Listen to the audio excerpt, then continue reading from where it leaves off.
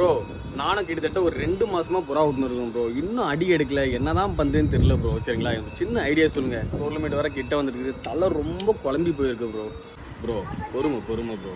சரிங்களா, எப்பவுமே புறாவில் ரொம்ப பொறுமையாக இருக்கும். இல்லைனா கண்டிப்பாக உங்களால் புறா விட முடியாது. அந்த புறாக்கு என்ன வயசு இருக்கும்? என்ன ப்ரோ, ஒரு 1.5 வயசு இருக்கும் ப்ரோ. ஓகே, 1.5 வயசு இருக்குன்றீங்க. சரிங்களா, யூஸ்வலாக நம்ம புறா விடும் போது எத்தனை கல்லியில் புறா விடுவோம்? 2 கல்லி 3 கல்லியில் மேலே நான் புறா விட சொல்கிறேன். ஏன்னா 3 கல்லியில் இருக்கும்போது தான் புறா நல்லா பெண்டாகவும் சீக்கிரம் அடி எடுக்க ஆரம்பிக்கும். நம்ம ஒரு தஸ்தா மேலே புறா விட்டோம்னா அந்த புறா லேட்டாக தான் அடி எடுக்க ஆரம்பிக்கும். ஸோ எப்பவுமே பாருங்கள், யூஸ்வலாக 3 கல்லி 4 கல்லிக்கு மேலே புறா விடுங்க. ஒரு தஸ்தா மேலெலாம் விட்டிங்கன்னா கொஞ்சம் அடிக்கிறதுக்கு கஷ்டமாகும். சரி, அதுக்கு என்ன தீர்வு சொல்கிறீங்க ப்ரோனா, புறா நல்லா காய வச்சுருவாங்க. இந்த கஜுரா வரும் இல்லைங்களா, ட்ரை டேட்ஸ்ன்னு சொல்லுவாங்க. நீங்கள் போயிட்டு இந்த பேரிச்சம்பழம்ல அதே காஞ்சி போன பேரிச்சம்பழம் இருக்கும்.